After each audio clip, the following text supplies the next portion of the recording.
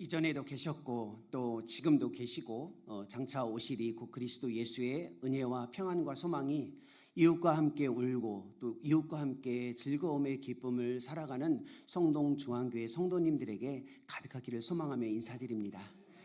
잠시 한번 기도하고 주의 말씀 듣도록 하겠습니다. 성령 하나님, 우리를 불쌍히 여기셔서 우리 안에서 우리의 눈을 열어주시고 진리이신 그리스도를 주의 말씀을 통해 만날 수 있도록 은혜를 베풀어 주시며 우리의 삶의 새로워짐이 아버지 하나님의 영광에 이를 수 있도록 은총을 베풀어 주옵소서. 예수님의 이름으로 기도합니다. 아멘. 우리가 믿는 신앙은 무엇인가를 아는 것은 아주 중요하고 또 확신하는 것도 중요합니다.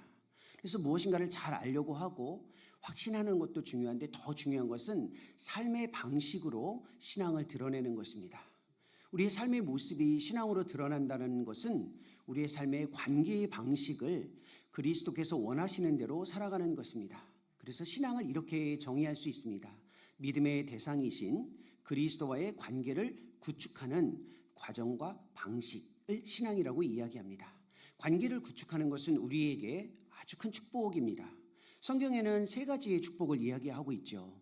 구약과 신약 전체에서 이야기하고 있는 세 가지의 복이 있는데 그 첫 번째는 땅입니다. 하나님께서는 땅을 복으로 말씀하고 계시죠. 또 하나의 축복은 다음 세대로 일컬어지는 자녀들입니다. 자녀들은 하나님이 우리에게 허락해 주신 엄청난 축복이죠. 어떤 가정은 유복해서 자녀들이 많을 수도 있고, 하지만 자녀가 없다고 해서 그것이 복이 없다라고 간주하기는 어렵습니다. 왜냐하면 하나님의 역사 속에서 우리에게 시간을 따라서 또 우리의 다음 세대를 허락해 주실 것을 기대할 수 있기 때문에 그렇습니다. 하지만 땅과 자녀보다 더 큰 축복은 관계의 축복입니다. 하나님은 우리의 하나님이시고 우리는 하나님의 자녀로 살아가는 것, 이것이 가장 큰 축복 가운데 하나입니다. 이것은 부담은 아닙니다. 관계의 방식에 집중하라라고 이야기하면 마치 무엇인가를 해야 하는 부담인데 그 부담이 아니라 축복이라는 것입니다. 이 축복이 우리에게 주어질 때 하나님께서는 우리에게 이 관계의 주도권을 가지고 계십니다. 먼저 다가오셔서 우리를 부르시고 우리가 해야 될 일은 그 부르심 앞에 반응하는 것입니다. 예배라는 것은 하나님이 나를 부르셨는가? 내가 어떻게 하면 하나님을 부를 수 있을까? 이게 예배가 아니고 이미 우리에게 다가오셔서 부르시는 하나님 앞에 반응하는 것이 예배입니다. 주님께 반응하는 이 예배는 우리의 삶에 여러 가지 의미를 가지고 있죠. 가장 중요한 것이 우리의 삶의 아름다움과 연결되어져 있습니다. 성동중앙교회의 성도님들 정말로 오랜 시간 이곳에서 신앙생활 하시면서 교회의 중심에 신앙생활을 하고 계십니다. 교회를 조금 어려운 말을 써서 너무 죄송한데 에클레시아라고 이야기합니다. 혹시 들어보셨나요? 수준이 높으시네요. 성동중앙교회 성도님들 진짜 영어도 아니고 헬라어인데요. 에클레시아는 교회를 가리킵니다. 이 교회라는 말은 무슨 뜻이냐면 하나님의 부르심을 받아 모인 자들이라고 이야기합니다. 부르다라는 말이 아름답다와 연결되어져 있습니다. 그래서 부르다라는 표현을 칼레인인데 중요한 건 아닙니다. 음성적으로 들어보십시오. 아름답다라는 말을 칼론 칼로스라고 이야기합니다. 하나님 편에서 가장 아름다운 것이 무엇이냐면 화려한 헤어스타일도 아름다울 수 있고요. 다이아몬드나 금반지도 아름다울 수 있고요. 좋은 브랜드의 옷도 아름다울 수 있지만 하나님의 부르심에 반응하는 삶이 가장 아름답다는 겁니다. 우리의 삶이 아름답게 부르심에 반응할 수 있다면, 교회 공동체의 모임 안에 참여하고 있다면 이 자체가 하나님 앞에 아름다운 것입니다. 그런데 여기 계신 성도님들 중에 목사님 그래도 저는 아름다움에 관심이 없어요. 저는 그냥 예수님 열심히 믿되 아름다움에는 신경 쓰지 않습니다라고 하실 수 있겠죠. 하지만 주님의 부르심에, 하나님의 부르심에 반응하는 것은 아름다움뿐만 아니라 신앙의 중요한 주제하고도 연결되어져 있습니다. 그 신앙의 가장 중요한 주제가 두 가지인데 하나는 창조, 하나는 구원입니다. 성경 전체는 하나님의 창조의 역사이고 구원의 역사라고 이야기합니다. 창조가 예배와 연결되어져 있습니다. 저는 화면에 어떤 성경 구절이나 자막을 사용해서 말씀드리지 않기 때문에 그냥 들으시면 됩니다. 고린도후서 3장 18절에 보면 이런 표현이 있습니다. 마치 거울을 보는 것과 같이 주의 영광을 보매 그와 같은 형상으로 변화하여 영광에서 영광에 이른다라는 바울의 권면이 있습니다. 예배에서 가장 중요한 건 영광이죠. 하나님의 영광입니다. 그런데 그 영광은 거울을 보는 것과 같이 우리에게 비추어질 때 보고 그것을 보면 반드시 그와 같은 형상으로 변화한다라고 이야기합니다. 그러면 생각해 보십시오. 내가 주님의 영광을 보는 사람인가를 어떻게 알 수 있을까요? 내 모습이 하나님의 형상으로 변화되어지고 있으면 주님의 영광을 보고 있다라고 확증할 수 있습니다. 내 모습의 변화가 없이 하나님의 영광이 그냥 개념적으로 주어질 수 있다라는 생각을 갖는 것은 신앙이 피상적이다라는 뜻입니다. 내 모습이 변화되어야 하죠. 거울을 보는 것과 같이 해요. 우리 어르신들 손거울 가지고 다니시죠? 손주분이나 자녀분들이 사준 손거울 혹시 사용하세요? 손거울 쓰시죠? 그 손거울 언제 보세요? 맞아요. 이렇게 립스틱 다시 바르실 때도. 근데 립스틱 언제 다시 발라요? 밥 먹을 때, 교회 오기 전에. 그렇죠? 또 길거리 가다가 뭐 이렇게 바람도 불고 그러면 좀 이렇게 이 얼굴이 변하잖아요. 그래서 젊은 여성분들은 화장을 하실 때 아침에 프라이머 씁니다. 파운데이션도 입히고요. 컨실러도 다 씁니다. 근데 시간이 흐르다 보면 오후에 이게 다 흐려지고 지워져요. 밥 먹고 나면 이 립스틱도 다 흐려지고요. 그래서 다시 거울을 봅니다. 거울을 보면 항상 반응을 하게 되어 있습니다. 얼굴을 교정하거나 수정하거나 가다듬어서 또 아름답게 꾸미죠. 예배는 거울빛처럼 다가오시는 하나님 앞에 내가 계속해서 반응하는 것, 이게 예배라는 겁니다. 이게 우리의 삶의 형성이에요. 그런데 거울도 가지고 다니지 않고 자기 얼굴도 들여다보지 않는 분들, 반성하실 필요는 없지만 노력하셔야만 합니다. 자기의 외모, 생김새에 관심을 가지라라는 것은 남들이 볼 때의 아름다움이 아니라 자기를 돌보는 삶의 책임입니다. 예배도 마찬가지예요. 신앙인들이 하나님 앞에서 나에게 비추어 주시는 그 모습 앞에 나의 모습을 반응하는 것은 마땅한 창조의 신앙입니다. 그런데 구원하고도 연결되어져 있습니다. 예배는 구원하고도 연결되어져 있어요. 사실 신앙에서 가장 중요한 주제가 영생, 곧 구원에 이르는 겁니다. 그렇지 않나요? 이 영생과 구원은 같은 의미예요. 표현만 다를 뿐입니다. 근데 여기 젊은 분들이 좀 계신데 영생과 구원의 우리 시대의 표현은 풍요로운 삶입니다. 풍요로운 삶은 물질의 풍성함이 아니라 생명력 있는 풍요로움을 뜻합니다. 이게 구원이에요. 구원, 영생, 풍요로운 삶은 다 똑같은 의미의 하나의 의미를 가지고 있는 서로 다른 표현입니다. 그런데 영생, 곧 구원, 풍요로운 삶을 어떻게 정의하고 계시나요? 정말 이 성동 중앙교회에서 이 깊은 역사 속에서 이 난계로인데 동은 무슨 동인가요? 금호동. 이 금호동에서 이 중심, 이 교회의 중심 예배당 안에서 신앙생활 하시면서 끊임없이 들었던 이 구원 중심, 구원에 대한 가르침 어떻게 정의하고 계시나요? 요한복음 17장 3절에 보면 영생, 구원, 풍요로운 삶을 이렇게 정의합니다. 유일하신 참 하나님과 그의 보내시니 예수 그리스도를 맞아요. 믿는 것이라는 단어가 우리에게 가장 중요한 단어인데 안타깝게도 성경은 믿는다라는 표현이 아니라 뭐라고 되어 있냐면 아는 것이라고 되어 있습니다. 맞아요. 믿는 것과 아는 것은 연결되어져 있는데 우리에게 익숙한 단어는 믿는 거예요. 믿어라. 하지만 영생은 그리스도를 아는 것이라고 성경은 이야기합니다. 근데 그리스도를 아는 게 무엇일까요? 이렇게 질문해 보면 됩니다. 나는 그리스도를 알고 있는가? 이건 그리스도에 관해서 아는 것이 아니라 그리스도를 아는 것입니다. 그리스도에 관해서 아는 것은 그리스도가 어떤 분인지 설명은 할 수 있죠.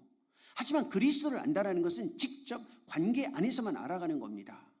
혹시 여기 계신 성동중앙교회 성도님들 전 목사님 잘 알고 계시죠? 이거 답을 빨리 하셔야 돼요. 전 목사님 알고 계시죠? 어떤 분인지 아시잖아요. 성도님들을 위해 얼마나 수고하고 헌신하시고 목양의 돌봄에 애쓰시며 정말 성도들의 삶을 함께 받아 안고 기도하고 섬기시는 이 귀한 분이에요. 모습만 봐도 은혜가 되지 않나요? 근데 저 주종훈입니다. 저는 혹시 저 아세요? 모르죠. 저는 모릅니다. 저에 관해서만 아는 거예요. 전 목사님이 소개하셨잖아요. 신학대학원에서 가르치는 교수다. 목사이다. 50대 중년의 남자이다. 외모로 봤을 때는 비교적 그렇게 조금 이렇게 괜찮다. 요 정도. 그거 외에 제가 어떤 사람인지 아세요? 모르시잖아요. 제가 어떤 성품의 사람인지, 어떤 성격의 사람인지 모르시죠. 왜 모를까요? 오늘 처음 보셨잖아요. 제가 누구인지를 알려면 제가 어디에서 무슨 일을 하는지에 대한 인터넷을 통해서 검색하는 것으로 저를 알 수가 없어요. 저를 진짜 알려면요, 저와 함께 시간을 보내야 돼요. 대화도 해야 되고요. 만나서 교제도 해야 되는 거예요. 그리스도를 안다라는 말은 그리스도를 설명하는 게 아니라 그리스도를 인격적으로 알아가는 거예요. 이거는 시간이 필요하고 경험이 필요하고 과정이 필요한 겁니다. 예배는 그리스도를 알아가게 하는, 인격적으로 알아가게 하는 가장 중요한 과정과 방식이에요. 그래서 예배는 이벤트, 사건이 아니에요. 단 한 번의 사건과 이벤트로 예수님을 알 수 있다. 가능성은 있지만 충족되기는 굉장히 어렵습니다. 그래서 우리는 예수님을 믿고 죽을 때까지 그리스도를 알기 위해 노력하되 예배가 죽을 때까지 이어지는 겁니다. 내가 지난주에 너무 화려하고 완벽한 예배를 했어요. 그래서 뭐 어쩌라고요? 그게 다예요. 또다시 이번 주가 되면 그리스도를 알기 위해서 알아가는 거예요.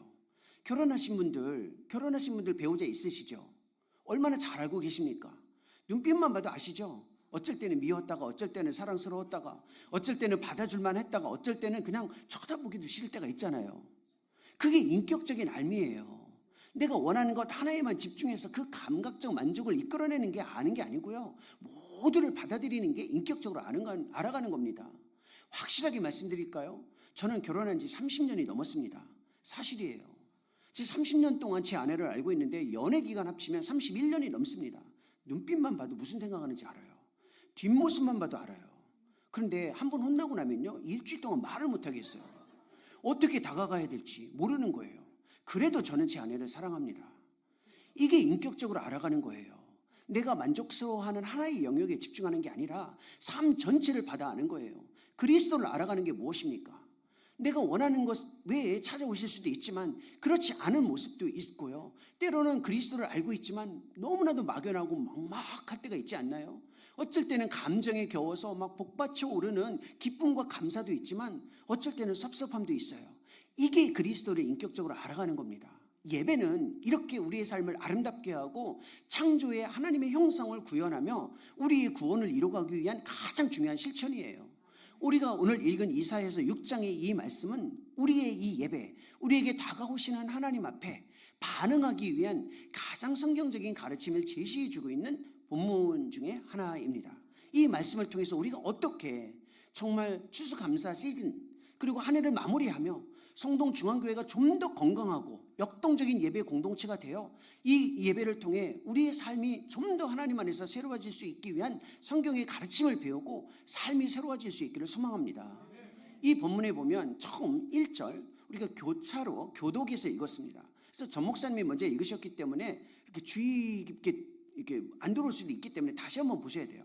출발이 어떠냐면 한번 보십시오. 이렇게 출발합니다. 1절이 우시야 왕이 죽던 해. 네, 여기까지만 보죠. 일단 우시야 왕이 죽던 해예요.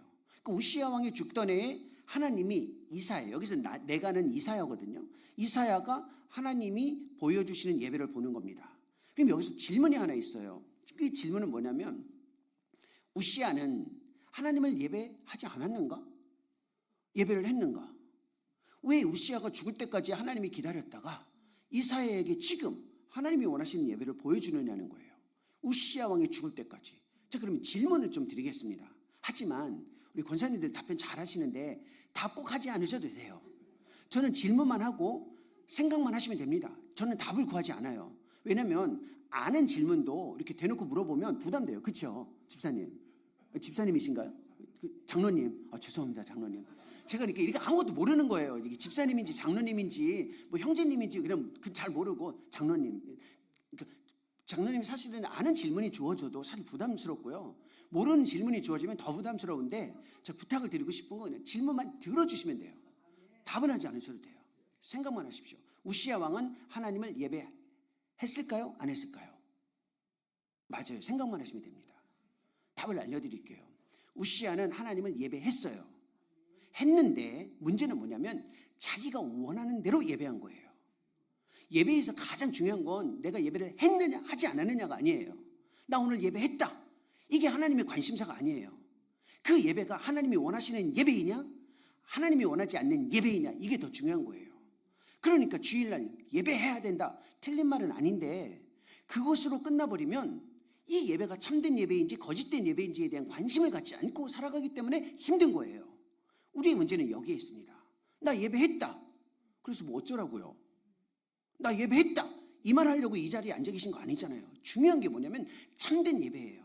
히브리서 12장 28절에 이런 표현이 있습니다. 경건함과 두려움으로 하나님을 기쁘시게 섬길지니. 경건함과 두려움의 태도를 가지고 하나님을 기쁘시게 섬긴다. 이게 예배의 태도인데, 기쁘시게라는 말을 이제 지금 아까 헬라어 썼잖아요. 제가 영어 조금 써도 될까요? 영어? 이거 허락을 받아야 되는데요. 장로님 괜찮은 거죠? 장로님이 허락하시면 다 허락하는 걸로 하겠습니다. 그래서 성동중학교 성도님들 수준이 좀 있으시잖아요. 기쁘시게라는 말에 조금 더 정확한 표현은 영어로 acceptably, 즉 받으실 만하게라는 뜻이에요. 그러니까 한국어의 번역이 조금 아쉽습니다. 이 영어 성경을 가지고 계신 분은 쉽게 볼 수 있어요. 하나님이 받으실 만하게 serve, 섬기다. 이거는 예배하다라는 뜻이에요. 그러니까 예배에서 중요한 건 하나님이 받으실 만하게 예배하는 거예요. 이게 중요해요. 그러니까 내가 예배했다 하지 않았다 이게 중요한 게 아니라 예배를 하되 혹시 하나님이 받으실 만한 예배에 내가 참여하고 있는가 이걸 보라는 겁니다. 하나님이 받으실 만한 예배는 성경적인 예배예요. 성경의 가르침에 따라서 예배하는 거예요. 이게 우리가 가지고 있는 열정이나 새로운 기술보다 훨씬 더 중요합니다. 성동중앙교회 예배를 회복하기 위해서 환경을 바꾸는 거 도움이 될 수 있지만 결정적인 건 아니에요. 열정, 예배에서 진짜 열정 중요해요. 마음에 열정이 있었으면 좋겠다. 열정이 없어도 성경의 가르침에 따르면 하나님이 기뻐하시는 받으실 만한 예배가 될 수 있다는 겁니다. 이게 성경에 나와 있어요. 성경 사무엘하 6장에 보면 사무엘하 6장에 아주 유명한 이야기가 나옵니다. 다윗이 난공불락의 요새인 예루살렘을 정복했습니다. 정복하고 나니까 하나가 생각나요. 블레셋에 빼앗긴 언약궤를 다시 모셔가야 된다는 생각을 갖습니다. 그래서 블레셋에 3만 명을 데리고 갑니다. 3만 명이에요. 아니, 놀라지 않으시는데 3만 명이면 아니 성동중앙교회 성도님들이 3천 명이라고 생각해 보세요. 일단 10분의 1.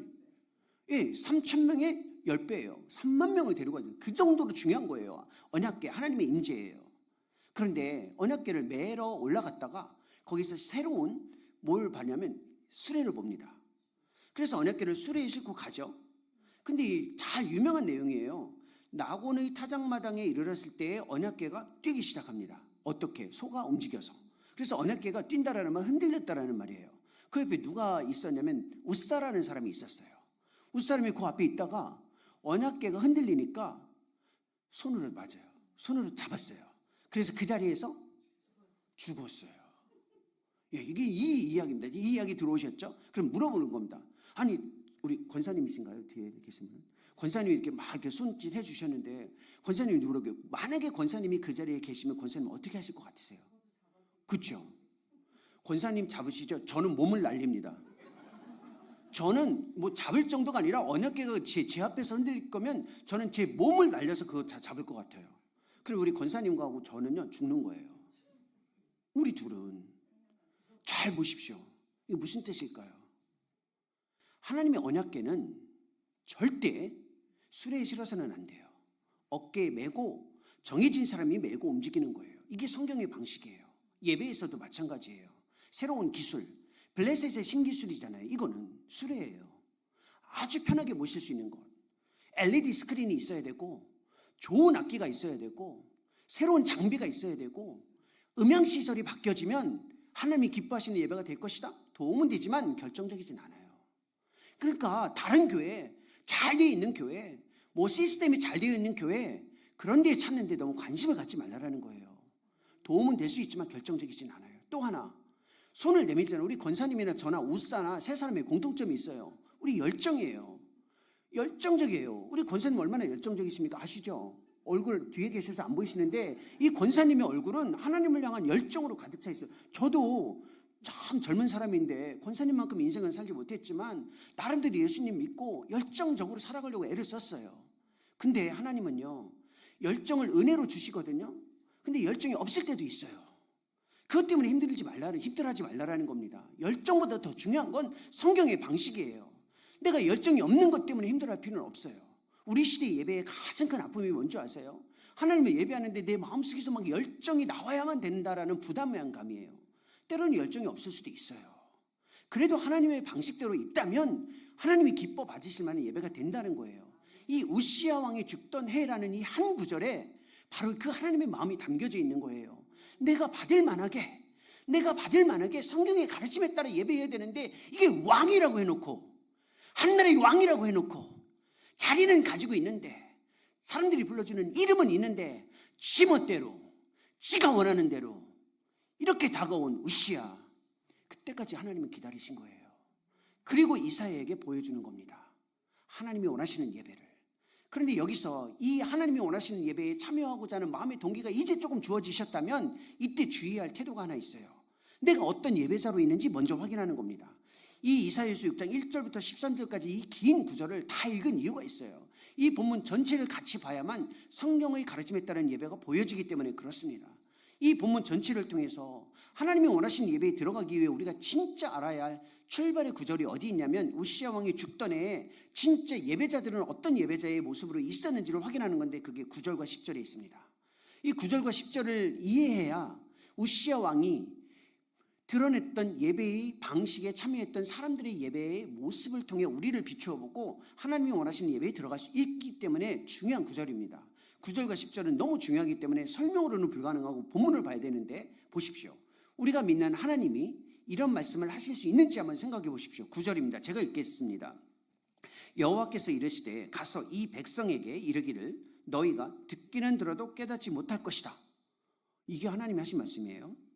너희가 듣기는 들어도 깨닫지 못할 것이요 보기는 보아도 알지 못하리라. 조금 충격이에요. 그렇죠? 그 다음에 10절에 이런 명령을 합니다. 명령이에요. 하나님이 10절에 보십시오. 이 백성의 마음을 둔하게 하라. 그들의 귀가 막히게 하라. 그들의 눈이 감기게 하라. 염려컨대 그들이 눈으로 보고 귀로 듣고 마음으로 깨닫고 다시 돌아와 고침을 받을까 하노라. 예, 말씀이기 때문에 아멘이지만 이게 진짜 하나님이 이런 명령을 하셨다라는 거에 우리는 좀 당혹스럽습니다. 아니 어떻게 하나님이 이런 명령을 하실 수 있죠? 마음이 둔하게 해라. 귀가 막혀서 못 듣게 해라. 눈이 감기게 해라. 깨닫지 못하게 하라. 이게 여러분들이 믿는 하나님이신가요? 여러분들이 믿는 하나님이 이런 명령을 하신 거예요. 가서 못 보게 하고 못 듣게 하고 둔하게 하고 이 깨닫지 못하게 하라. 어떻게 이렇게 하실 수 있어요? 하나님이 어떻게 이런 명령을 하실 수 있죠?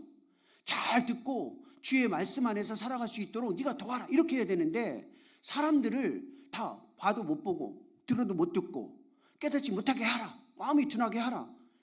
이게 가능한 명령이에요? 하나님의 말씀을 제대로 보셔야 돼요. 이게 하나님이 하신 명령에 우리는 너무 당혹스럽잖아요. 이게 어떤 모습인 줄 아세요?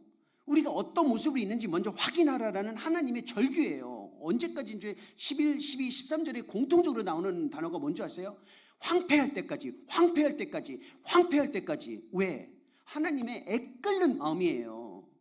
너희들이 진짜 하나님이 원하는 예배에 들어오고 싶으냐? 그러면 니들이, 하나님 표현입니다. 니들이, 이게 인간의 언어의 한계인데요. 너희들이 어떤 예배자로 있는지 먼저 확인하라라는 뜻이에요. 어떤 자, 어떤 모습이에요? 봐도 안 보여. 귀가 있는데 안 들려. 입술이 있는데 원하는 걸 말할 수 없고 마음이 둔감해진 거예요. 여러분 신앙생활 하는데 혹시 지금 정신 차리고 한번 생각해 보세요. 내가 눈을 떴는데 하나님이 안 보여요. 귀가 있는데 주의 음성이 안 들려요. 입이 있는데 주님이 원하는 걸 말할 수가 없어요. 마음에서 하나님이 깨달아지지 않고 받아들여지지가 않아요. 왜 그런다고 생각하세요? 이 이유가 어디 있다고 생각하세요? 시편에 보면 이런 편이 있습니다. 우상을 이렇게 설명합니다. 시편 115편이에요. 그냥 설명해 드릴게요. 우상은 눈이 있을 때 볼 수 없고 코가 있을 때 냄새를 맡지 못하며 입이 있을 때 말하지 못하고 귀가 있을 때 듣지 못하고 손이 있을 때 움직이지 못하며 발이 있을 때 걷지 못한다. 그리고 시편 115편 8절에 이런 편이 있습니다.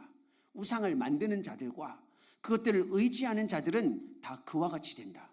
우리는 우상을 만들지 않았죠? 그러나 우리는 우상을 우리도 모르게 조금씩 의지했어요. 우상을 신뢰하는 사람들의 특징은 어떤 건지 아세요? 우상처럼 돼가는 겁니다. 혹시 내가 눈은 있는데 혹시 장애를 가지신 분에게는 너무 죄송해요.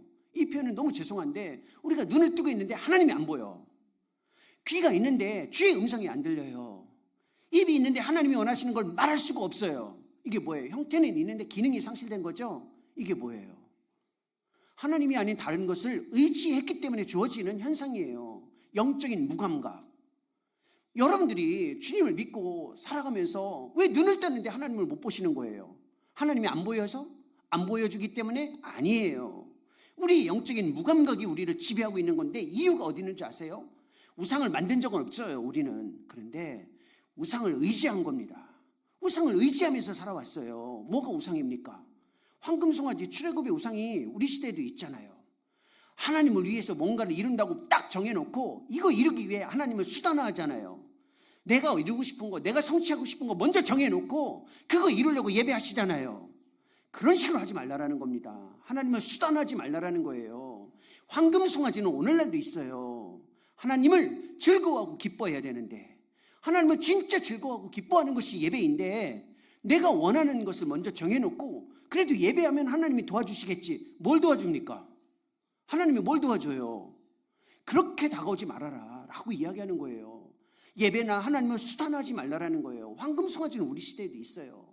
근데 여러분들 이렇게 생각하시겠죠. 목사님, 저 하나님 수단화한 적 없습니다. 알아요. 그러면 어떻게 수단하지 않는 또 다른 우상이 뭔가요? 가나안의 바알과 아세라의 예배가 어떤 예배예요? 만족, 쾌락의 예배잖아요.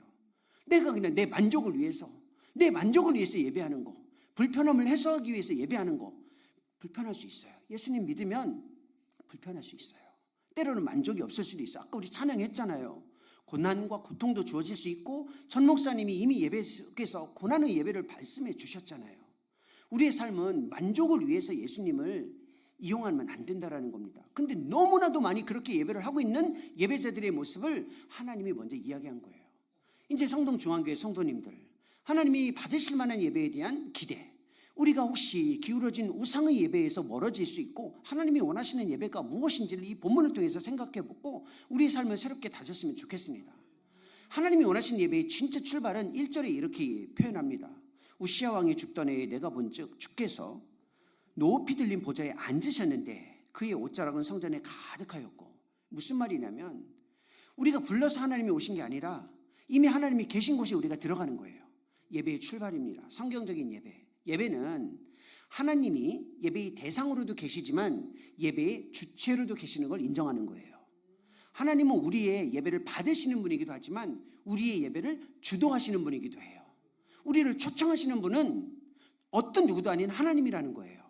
이 예배의 자리로 오신 여러분들은 엄마 아빠가 안 가면 혼내니까? 아니면 오랫동안 신앙생활 하시니까 안 가면 마음이 찝찝하니까? 아니면 목사님이 전화했기 때문에 한번 가서 가져오는 거? 이게 아니에요. 하나님이 우리를 부르셨고 부르심에 참여하는 거예요.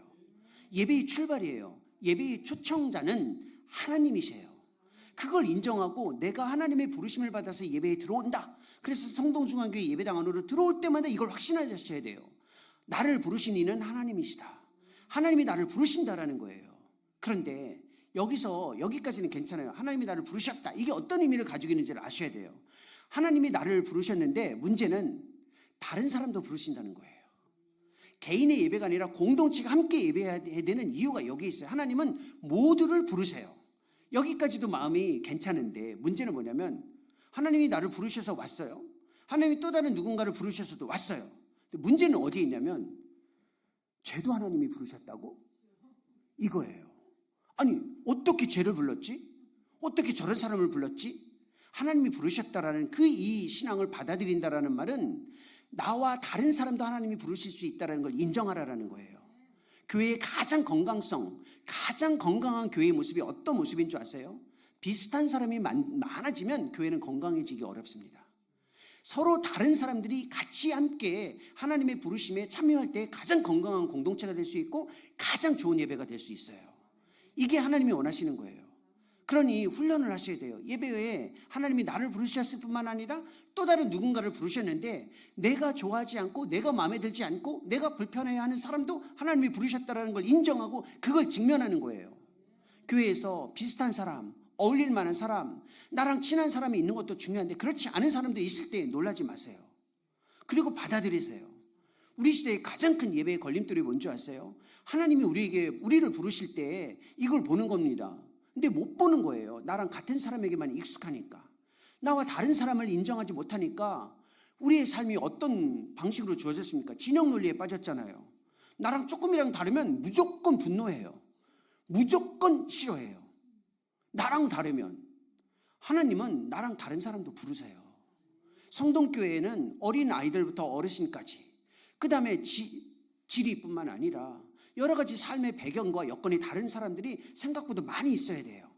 그래야 건강한 공동체라는 겁니다. 하나님이 우리를 부르셨다라는 건 서로 다른 사람을 부르셨을 뿐만 아니라 우리를 향한 존중입니다. 하나님이 우리를 부르셨고 거기에 대한 반응한다라는 건 우리에 대한 존중이에요. 예배를 하다 보면, 특히 예배에 참여하다 보면 우리가 여러 가지 것들을 경험을 하는데요. 일주일 삶을 딱 봅니다. 토요일 날 저녁 때 주일 아침 교회 오기 전에 일주일의 삶을 딱 보면 이렇게 뿌듯하게 막 기쁘게 살았을 때가 없을 정도로, 아니 그럴 때가 있어요. 그래서 막 주일이 기다려질 때가 있어요. 살다 보면. 그렇죠?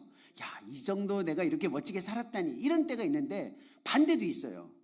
내가 예수님을 믿고 살아가는데 이렇게 망가질 수 있을까? 형편없이 이렇게 망가질 수 있을까 할 정도로 내가 망가질 때가 있어요. 그러면 주일날 예배를 하는 게 너무 부담스러워요. 그렇죠? 안 부담스러우세요? 뭐 아무 생각 없이 그냥 주일날 오시는 거예요? 아니 좀 잘 살고 나면 그래도 좀 예수님 예배하고 하나님 예배하는데 좀 자신감이 주어지죠. 그럼 뭔가 좀 실수할 때가 있어요. 내가 이렇게 망가질 수 있을까? 그럴 때는 예배하러 가는 게 뭐 부담스러워요. 그렇죠?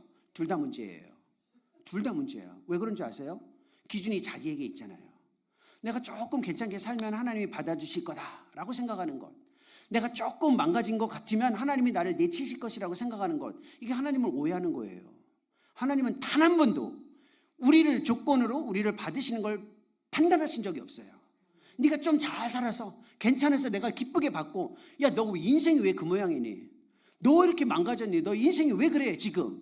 내가 너 같은 사람이 나를 예배한다고 찌긋찌긋하다, 이런 분이 아니에요. 단 한 번도 우리의 모습을 기준으로 보신 적이 없어요. 하나님은 하나님인 성령 안에서 그리스도를 통해서 우리를 받으셨고 적극적으로 우리를 환대해 주시는 분이에요. 이걸 확신하라는 겁니다. 대충 막 살라라는 게 아니에요. 기준점을 나에게 두지 말라라는 거예요. 여러분이 지금 이 예배하면서도 지금 답답하고 힘든 게 뭐예요? 나에게 기준을 두고 있기 때문에 힘든 거예요. 나에게.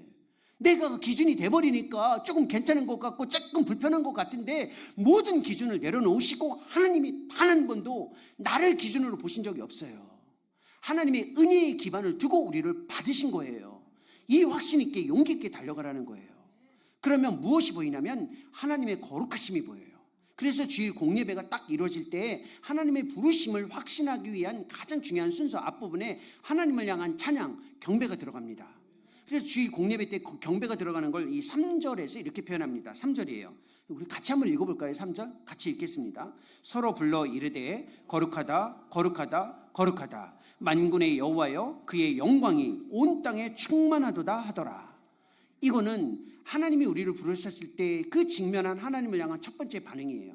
그래서 예배는 하나님이 어떤 분이신지, 무슨 일을 하셨으며 무슨 일을 하고 계시고 무슨 일을 할지에 대한 그 분명한 반응을 드러내는 게 예배의 가장 우선적인 경험이에요. 그래서 주일 공예배가 건강해지려면, 우리 성동중앙교회 주일 공예배의 구조가 아주 건강해지려면 함께 모였을 때 앞부분에 하나님을 향한 경배가 들어가 있어야 돼요. 이 경배가 바로 이걸 뜻합니다. 하나님이 어떤 분이신지, 하나님의 성품을 인정하는 언어가 있어야 돼요. 하나님이 무슨 일을 하셨는지를 기억하며 감사하는 거예요. 하나님이 지금도 우리 가운데 일하고 계시다는 것을 기억하며 확신하는 거예요. 앞으로 하나님께서 무슨 일을 하실지를 생각하며 기대하는 거예요. 그래서 감사, 확신, 기대가 경배의 가장 중요한 언어예요. 하나님을 향한 이 거룩의 이 선포를 담아내는 가장 아름다운 고백이 신앙 고백이에요. 신앙 고백은 하나님이 어떤 분이신지, 우리 가운데에서 무슨 일을 하셨고 무슨 일을 하고 계시며 어떤 일을 하실지에 대한 공적 선언이고 선포입니다. 따라서 신앙 고백을 하실 때 내가 이거 동의한다 동의하지 않는다가 아니에요. 내가 이 고백에 속해 있다, 소속을 드러내는 표현이에요. 또 하나 하나님의 거룩하심을 드러내는 가장 아름다운 표현이 찬양이잖아요. 오늘은 부흥회 때문에 우리 찬양대 분들이 섬김을 좀 양보해 주셨다고 제가 들었습니다.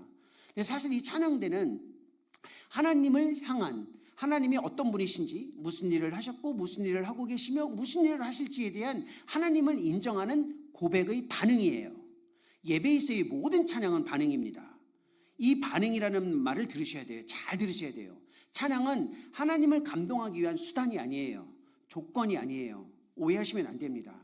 기독교 예배와 이방 종교의 예배에서 모두 음악을 썼거든요. 근데 기독교 예배의 음악과, 즉 찬양과 이방 신앙의, 이방 종교의 음악의 차이가 있어요. 이 기독교 아닌 다른 종교에서는요, 그 찬양, 그들이 사용하는 음악을 듣는 신이 항상 화가 나 있어요. 그래서 음악을 들으면 음악을 듣고 화가 누그러져서 페이버, 은혜를 준다라고 생각해요. 그래서 음악이 조건이에요. 그 신을 이렇게 조금 감동시켜서 은혜를 받기 위한. 하나님은 그런 분이 아니에요. 우리의 찬양을 들으셔서 감동해서 거기에서 은혜를 주시는 분이 아니에요. 오해하지 마십시오. 이미 우리에게 은혜를 어마어마하게 부여해 주신 분이에요. 찬양은 우리에게 은혜를 부여해 주신 하나님을 향한 반응이라는 거예요. 우리가 찬양을 했다고 해서 하나님이 그것 때문에 감동해서 너무 감동이다, 그래 내가 너에게 은혜를 줄게, 이런 분으로 오해하지 말라라는 거예요. 이미 우리에게 은혜를 베풀어 주신 하나님께 우리가 나아가고, 찬양은 조건이 아니라 반응이라는 겁니다. 이걸 생각하지 못하면 우리가 준비한 찬양에 하나님이 감동하셨다, 틀린 말은 아닌데 엄밀한 의미로 위험한 표현입니다. 왜? 이방 종교에서 그렇게 썼거든요. 우리는 하나님이 우리의 찬양 때문에 감동하실 수 있다는 건 알아요. 하지만 그것은 하나님의 은혜를 이끌어내기 위한 조건으로 쓰기 시작하면 위험한 표현이 될 수 있다는 겁니다.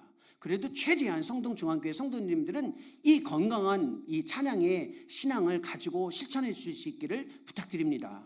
하나님을 향한 반응으로서의 하나님의 거룩함을 인정하는 고백과 찬양이 주어지면 바로 그 거울에 비추어진, 하나님의 거룩하심에 비추어진 내 모습이 비추어져요. 그래서 기독교 예배에서 해야 할 가장 중요한 실천은 하나님의 온전하신 모습 앞에 비추어진 나 자신의 모습의 정직한 고백이에요. 오늘 본문 보십시오. 5절에 이렇게 이사야가 반응을 합니다. 그때 내가 말하되 화로다, 나여 망하게 되었도다. 나는 입술이 부정한 사람이요, 나는 입술이 부정한 백성 중에 거주하면서 만군의 여호와이신 왕을 배웠음이로다 라고 이야기합니다. 거울빛에 비추어진 하나님의 거룩하심을 내가 비추어보면 내가 얼마나 거룩하지 않은지 보여지게 돼 있어요. 예배는 어떤 시간인 줄 아세요? 하나님의 얼굴빛이 거룩하게 주어질 때에 거기에 자기 자신을 직면하고 내가 하나님과 같지 않다라는 것을 정직하게 인정하는 것, 이게 예배의 경험이에요. 이게 굉장히 어렵습니다. 세상에서는 이 경험을 할 수가 없어요. 우리 스스로가 예배 때 반드시 해야 될 건 내가 하나님께 가까이 하기에 내 스스로가 얼마나 연약한지를 인정하는 겁니다. 예배의 걸림돌이 환경이 아니라 나 자신에게 있다는 걸 고백하라는 거예요. 하나님과의 관계 구축에서 제일 어려운 장애가 뭐예요? 혹시 시설이라고 생각하세요? 환경이라고 생각하세요? 음악이라고 생각하세요? 아니면 혹시 설교가 문제라고 생각하세요? 사탄의 괴계가 뭔지 아세요? 모든 문제, 예배의 모든 문제는 나 밖에 있다, 내 밖에서 문제를 찾아라, 이게 사탄의 괴계예요. 사탄이 얼마나 우리의 마음을 후비는지 아세요? 야, 너는 괜찮아. 문제는 다 봐봐. 니네 교회 의자가 문제잖아. 음향 시스템이 문제잖아. 니네 교회 그 스크린이 문제잖아. 그 악기가 문제잖아. 그 앞에서 뭐 하시는 그 사람들이 문제잖아. 사탄이 계속 우리의 생각을 그렇게 이끌어가요. 그래서 좀 더 괜찮은 어디가 있겠지라고 막 생각하게 해요. 없어요. 문제는 우리 내면에 있는 거예요. 이걸 인정하고 싶지 않으니까 하나님께 정직하게 못 나가는 거예요. 내면에 문제가 있어요. 우리 자신에게. 함부로 다른 사람들 뭐라고 하지 마세요. 사탄의 괴계에 놀아나는 거예요. 내 스스로의 연약함을 인정하는 것, 이게 예배의 경험이에요. 왜냐하면 내 스스로의 연약함을 인정할 때 어마어마한 강력한 능력이 내 안에 들어올 수 있기 때문에 그렇습니다. 그래서 하나님을 신뢰하는 예배에 참여하라는 겁니다. 우리 스스로의 연약함을 인정한다는 말은 하나님을 전적으로 신뢰하는 예배에 끊임없이 노력하라는 거예요. 하나님을 신뢰하는 예배가 어떤 예배입니까? 성경에 예시가 되어 있어요. 창세기 4장 가인과 아벨의 예배입니다. 가인과 가인의 제물은 하나님이 받지 않으셨죠. 아벨과 아벨의 제물은 받으셨어요. 제물이 문제가 아니고 믿음의 문제라는 건 아시죠? 믿음은 신뢰예요.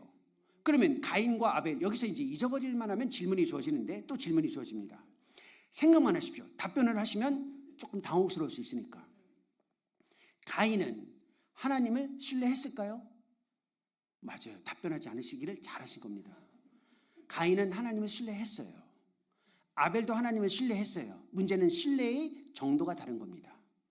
가인은 아담의 자녀로서 하나님을 신뢰하는 걸 몸으로 배웠어요. 근데 문제는 가인에게는 뭐가 있었냐면 장자권이 있었잖아요. 장자권은 신뢰의 대상이 아니라 감사의 대상이에요. 어마어마한 특권인데 하나님이 부여해 주신 선물이에요. 하나님이 부여해 주신 걸 신뢰하는 순간 하나님을 신뢰하지 못해요. 먹고 살 양식을 주셨죠. 일거리도 주셨어요. 이건 신뢰의 대상이 아니에요. 감사의 대상이에요. 하나님이 나에게 베푸신 걸 가지고 내가 10년은 예수님이 없어도 살 수 있다, 이런 식으로 살아가지 말라는 거예요. 신뢰의 대상은 하나님이에요. 하나님이 주신 걸 신뢰하면 하나님에 대한 신뢰가 낮아져요. 가인이 그런 사람이었어요. 아벨은 달랐어요. 아벨은 장자권이 없었죠. 하나님을 전적으로 신뢰했던 사람이에요. 전적으로 신뢰했어요. 정말 하나님이 아니면 안 된다라는 마음으로 하나님께 나갔던 사람이에요. 그러니 아벨을 받고 아벨이 내어드리는 예물도 받으신 거예요. 어떻게 신뢰하고 계십니까? 하나님이 아니어도 내가 살만한데 그래도 어쩔 수 없어서 체면이 있지, 내가 20년 30년 이 교회에서 신앙생활 했으니 이제 하나님을 예배하면 요 정도는 되겠지, 이런 믿음을 가지고 있다면 바꾸시라는 거예요. 하나님이 아니면 나 숨도 못 쉽니다. 하나님이 아니면 내가 한 끼 한 끼 살아갈 수가 없습니다. 먹고 마시는 모든 것도 하나님에 의해서 주어지는 겁니다. 이 신뢰를 가지고 있지 않으면 하나님이 받지 않으신다는 거예요. 이 태도로 주님께 나오라는 거죠. 이 마음을 가지고 있는 아벨을 생각해 보라는 겁니다. 이렇게 고백을 할 때 가장 중요한 우리 연약함의 고백의 정점이 어디 있냐면 이 이사야의 고백의 입술이잖아요. 입술. 언어를 훈련하라는 거예요. 언어. 신앙은요, 그 사람의 신앙을 알 수 있는 한 가지의 기준이 뭐냐면 바로 언어예요. 말을 들어보면 어떤 사람인지 알 수 있어요. 우리가 하나님 나라에 속해 있는데 하나님 나라에 언어가 없어요. 예배 때 배우는 게 뭐예요? 부정한 입술. 하나님 나라에 속해 있는데 하나님 나라의 언어가 모르니 여기서 목사님이 제시해 주는 설교를 통해서 하나님 나라의 언어를 익히는 거예요. 찬양을 통해 하나님 나라의 언어를 익히는 거예요. 그 언어를 익혀야 되는데 그 언어를 익히지 못하는 것을 잘 돌이켜 회개하라. 입술이 부정하다는 거. 이 입술. 하나님 나라에 속해 있는데 하나님 나라의 언어가 없어. 제가 한국으로 들어오기 전에, 어차피 저 오늘 끝이니까, 끝이라는 말은 이제 뭐 부흥회는 딱 한 번이잖아요. 제가 한국으로 들어오기 전에 미국에서 공부를 하고요. 그래서 저 공부한 사람이에요. 뭐 학위를 받고요. 제가 케냐에서 5년 반, 우크라이나 키예프에서 3년 반 동안 선교사로 사역을 했습니다. 이게 사실이에요. 제가 케냐에 처음 갔는데 거기가 영국 식민지를 받았던 곳이라 영어는 되는데 영어 미국에서 공부를 했으니까요. 스와힐리어를 씁니다. 사람들이 키스와힐리어를. 스와힐리어를 모르니까 대화가 안 돼요. 아무것도 못합니다. 길거리에서. 근데 스와힐리어를 조금 배우는 순간 세상이 바뀌었어요. 뭐 말이 통하고 막 세상이 바뀌어요. 제가 키예프에 갔을 때는요, 맥도날드에서도 영어를 안 썼어요. 제가 처음 갔을 때는 키오스크로 주문을 하는데 영어가 없었어요. 처음에는 다 러시아어하고 우크라이나 언어만 있었습니다. 관공서에 가면요, 장화 씨는 고양이 마냥 눈만 뜨고 있어요. 도와주세요 하고 한마디. 그래, 아주머니들이 다 도와줘요. 어떻게 아는지. 근데 러시아어, 우크라이나어를 조금 익히고 말을 하기 시작하니까 그 나라가 새롭게 보여지는 겁니다. 하나님 나라에 있잖아요. 근데 왜 하나님 나라에 언어가 없어요? 입에 나오는 언어가 무슨 언어들이세요? 뭐 문제만 주어지면 불평하고, 문제만 주어지면 짜증내고, 문제만 주어지면 그냥 화내고, 그게 어떻게 하나님 나라의 백성의 언어입니까? 여기 가서는 감사한다고 이야기하고, 뭐 교회는 교회 된다고 얘기해야 된다고. 제가 막 급하니까 말도 이렇게 나오잖아요. 지금 언어가 어디 있으시냐는 거예요. 아이들이 잘 크는 거 어떻게 알아요? 애들 말을 들어보면 알잖아요. 20년 30년 이곳에서 정말 하나님 믿고 예수님을 믿으면서 지내는데 내 입술의 언어가 어떤지 보라는 거예요. 진짜 하나님을 정직하게 보는 사람들은 이 언어가 바뀌는 거예요. 언어가. 이 언어를 훈련하라는 거예요. 그때 이 언어를 익히면 세상이 달라지는 거예요. 그래서 유명한 구절이 주어지는 거예요. 세상을 향한 삶의 소명이 주어지죠. 그 삶의 소명이 주어지기 전에 이 이사야가 경험한 게 있어요. 하나님의 치유와 회복이에요. 예배의 최고의 경험이 뭔지 아세요? 회복의 경험입니다. 6절에 이런 편이 있습니다. 그때 그 서랍 중에 하나가 부젓가락으로 제단에서 집은 바 핀 숯을 손에 가지고 내게로 날아와서 그것을 7절입니다. 내 입술에 대며 이르되 보라, 이것이 내 입에 닿았으니 내 악이 제하여졌고 내 죄가 사하여졌다 라고 이야기합니다. 이게 예배의 정점이에요. 예배는 하나님의 거룩하심 앞에 우리의 연약함을 정직하게 고백할 때 하나님에 의해서 주어지는 이 치유와 회복을 경험하는 거예요. 예배에 하나님이 왜 우리를 부르셨을까요? 우리를 회복하고 싶기 때문에 그렇습니다. 근데 왜 그런지 아세요? 회복은 우리 안에서 주어지지 않아요. 회복은 우리 안에서 주어질 수 없기 때문에 하나님이 밖에서 우리를 회복시키시는 거예요. 이게 은혜예요. 은혜는 우리의 밖에서, 우리의 생각 밖에서 하나님에 의한 도우심이 주어질 때 이걸 은혜라고 이야기하는 거예요.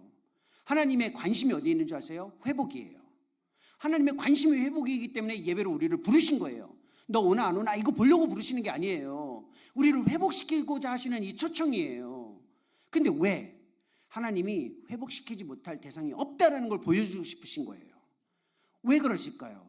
반드시 회복할 수 있다는 걸 왜 보여주시려고 그러시는지 아세요? 나를 대체할 또 다른 누군가가 없다는 것을 하나님은 말해주고 싶으신 거예요. 내 인생 하나님 살 만큼 살았고요, 헌신할 만큼 헌신했어요. 이제 옆에 있는 저 권사님하고 일하시고 저 집사님하고 일하시고 저 장로님하고 일하세요 라고 하실 수도 있죠. 단정하지 마세요. 나를 대체할 수 있는 대상이 없어요. 내 인생 70, 80을 살아도 남아있는 인생이 10년, 20년밖에 없어도 나를 대체할 사람이 없기 때문에 나를 회복하시겠다는 거예요. 또 다른 누군가를 회복시키는 게 아니라 나를 회복시키시겠다는 거예요.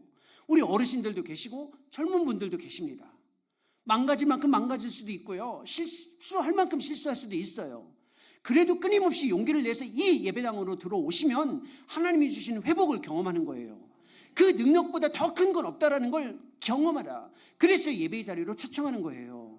하나님의 그 회복의 능력은 우리 자신을 향한 대체 불가의 사랑의 확증이라는 거예요.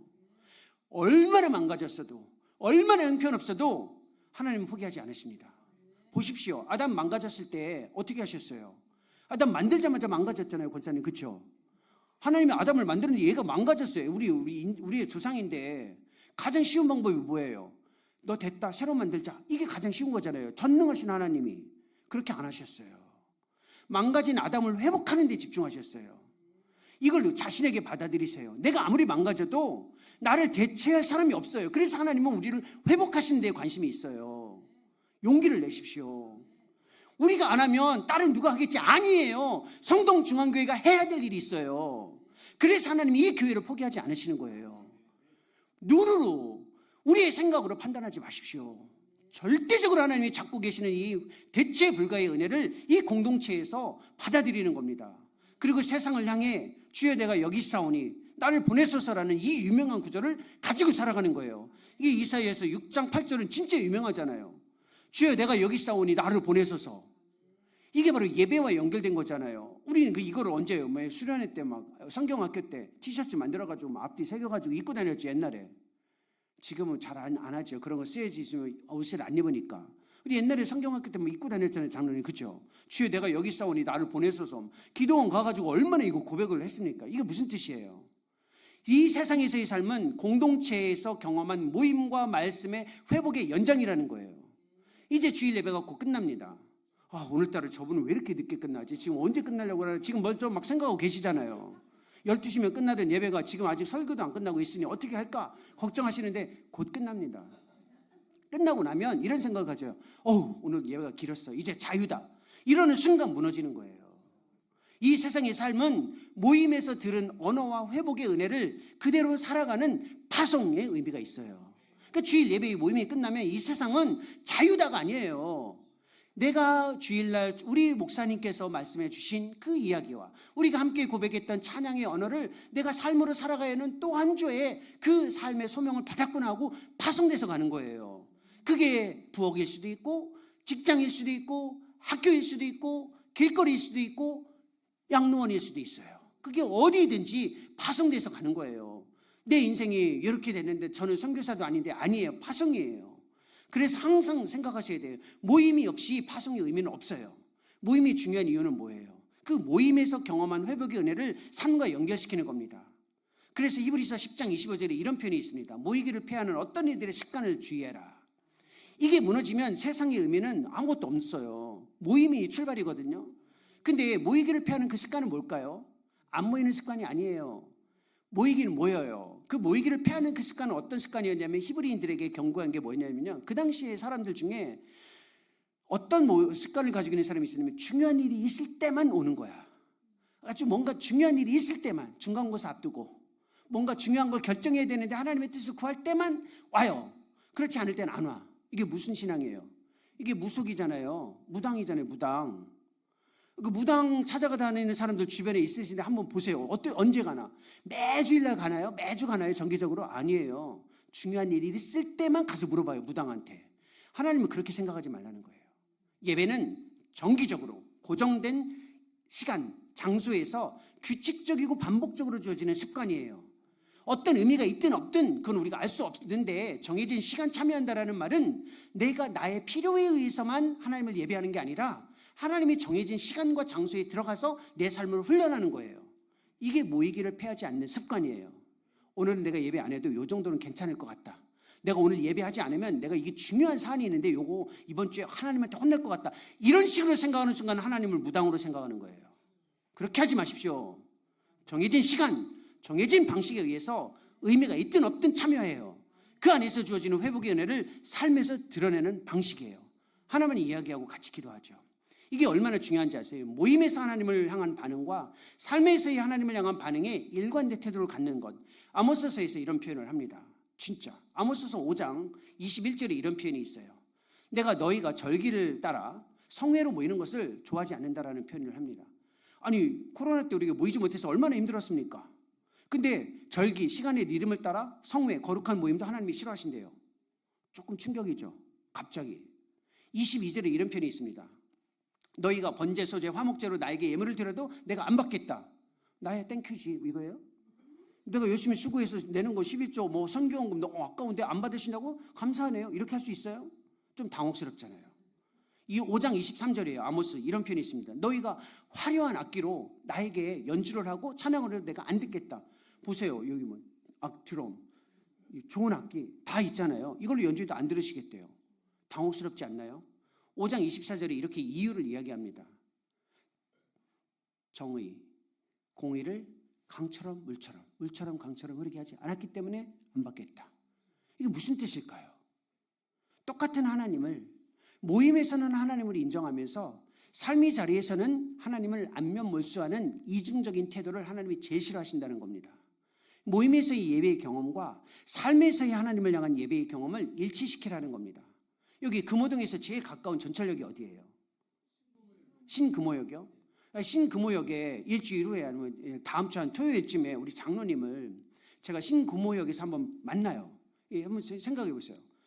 저는 경기도 용인에서 사는 사람인데 신금호역에서 이번 주 토요일 날 딱 만나요. 누가 더 반가울까요?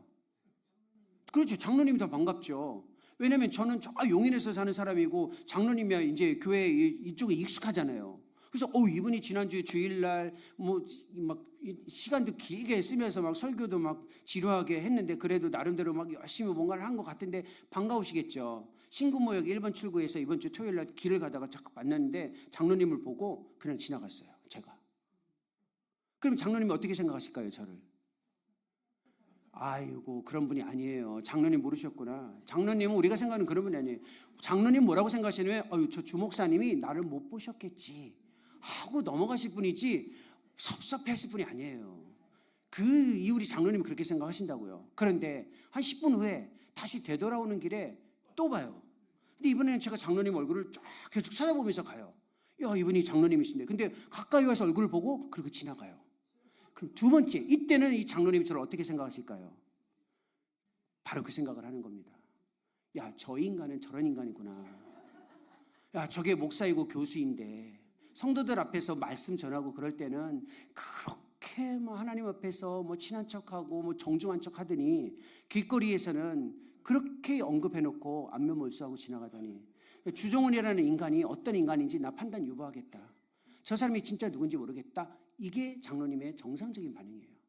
하나님이 우리에게 그렇게 이야기하세요. 지금 야, 너 주일마다 성동 중앙교회 와서 애끓는 마음으로 기도하고 하나님 예배하면서 너 집에 돌아가가지고 밥 먹는 자리에서 잠을 잘 때 혼자 응접실에 앉아 있을 때 도서관에서 학생들 공부할 때 교실에서 직장에서 일할 때 내가 똑같은 얼굴빛으로 너에게 향하고 있는데 왜 성동중앙교회 그 예배당에서는 나를 하나님으로 그렇게 인정하는 모습을 보이면서 네 삶의 자리에서 내가 똑같이 얼굴빛을 향하고 있는데 나를 안면몰수하고 그렇게 지낼 수 있어? 너 뭐가 진짜야? 네가 뭐가 진짜인지 내가 확인하기 전까지는 너를 내가 받아들일 수 없겠다. 그게 아모스서의 말씀이에요. 하나님을 향한 반응으로서의 예배는 이 공동체 안에서의 온전한 반응일 뿐만 아니라 삶에서 하나님을 향한 온전한 반응이 이루어질 때 우리의 삶에 온전한 회복이 이루어질 수 있습니다. 이 위대한 회복이 성동중앙교회 성도님들에게 가득하기를 소망합니다. 기도하겠습니다.